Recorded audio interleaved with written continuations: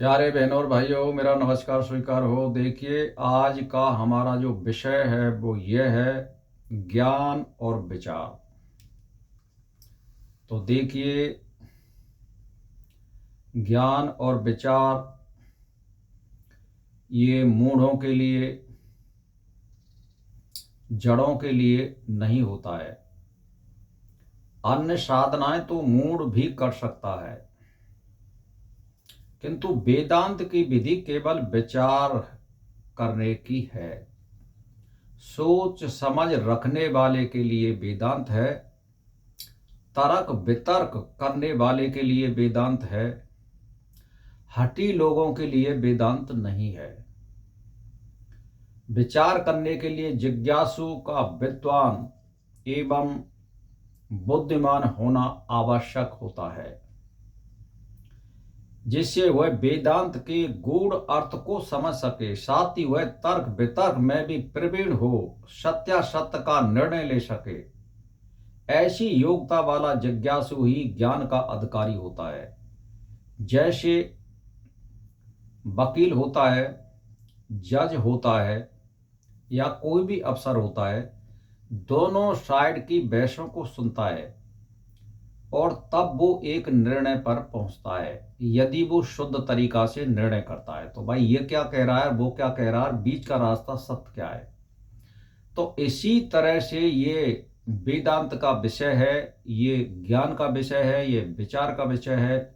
सोच समझ कर कार्य करने का, सोच समझ कर बोलने का विषय होता है। इसमें अदाद्वंद किसी को मनगढ़ंत नहीं चलने देता है ये वेदांत। इसके कुछ नियम होते हैं।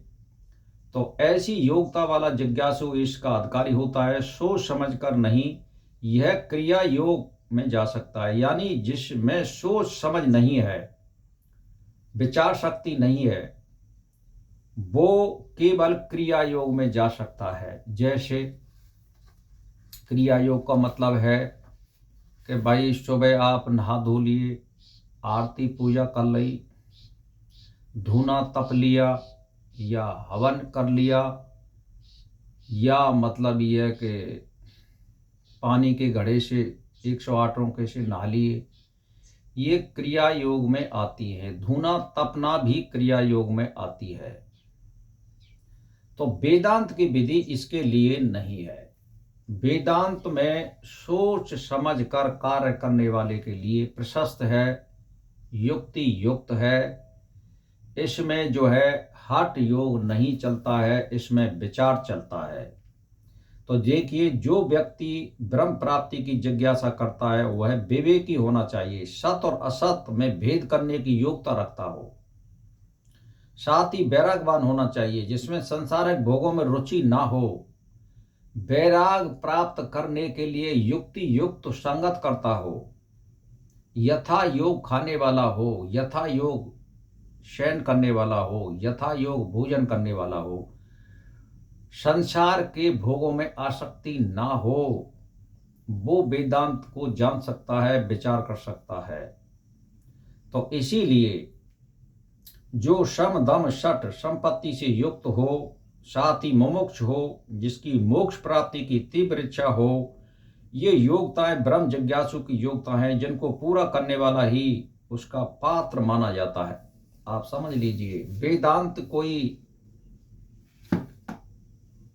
क्रिया योग नहीं है, ये बुद्धि का विषय है, ये निर्णय लेने का विषय है कि हमें क्या करना है क्या नहीं करना है। ये वेदांत का विषय है। और जो हमको शास्त्र ऐसे ऐसे भी हैं जो आपको टेढ़े सीधे रास्ते पर ले जाएंगे। भाई किसी किसी शास्त्र में तो ये भी लिखा हुआ है कि फलाने पशु की बलि चढ़ा दो, या मुसलमानों के उसमें तो अहिंसा को अधर्म नहीं माना जाता है। तो इसीलिए यहाँ ये वहाँ वेदांत लागू लगी नहीं होगा। यहाँ तो सोच समझ रखने वाले के लिए है कि क्या करना है क्या नहीं करना है।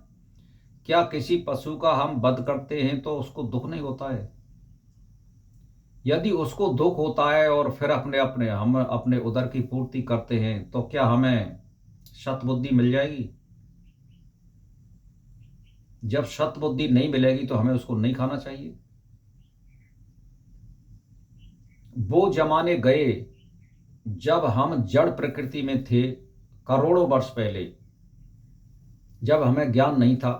हमारी आत्मा तो थी, हो सकता है हम इस जड़ योनि में रहे हों और माँ हमें पशु पक्षी मार के खाए हों, हम नहीं कह सकते। लेकिन जब हमें परमात्मा ने ज्ञान दिया, सोच समझने की शक्ति दी है, तो हम उससे परे जाना चाहेंगे, अहिंसा नहीं करेंगे। तो आज भी जो मूढ़ लोग हैं वही क्रिया योग में जा सकते हैं। जिनकी बुद्धि और विचार शक्ति है, वो वेदांत को ही अपनाना अच्छा रहेगा। और परमात्मा को इसीलिए ज्ञानी अच्छा लगता है कि वो अपने की स्वयं रक्षा कर सकता है, वो दूसरे के आश्रित नहीं रहता है। तो भाई और बहनों, मैं तो आपसे यही बात कहना चाहता हूँ, यही बात दोहराना चाहता हूँ। सोचिए समझिए और परमात्मा की शरण में रहिए। और हमको किस प्रकार से परमात्मा ने जन्म दिया है और हम किस प्रकार हमें इस संसार में रहना चाहिए, ये हमें केवल विचार से जान सकते हैं। ग्रंथों में रास्ता बताया है, लेकिन वहाँ भी विचार करने की शक्ति आप में होनी चाहिए। इसीलिए तर्क संगत किसी चीज़ का युक्ति युक्त निर्णय लीजिए और पहले ये सोच लीजिए, जो मैं ये करने जा रहा हूँ इससे किसी को हानि तो नहीं है, किसी प्राणी को दुख तो नहीं हो रहा है, या मेरे वचन से किसी को हानि तो नहीं हो रही है, या मेरे वचन से किसी को दुख तो नहीं हो रहा है। ये सारी बातें विचार करने पर तभी ज्ञान और विचार में आप जा सकते हो, वेदांत में जा सकते हो, अन्यथा नहीं। भाई और बहनों, बस मेरा इसी के साथ नमस्कार स्वीकार हो।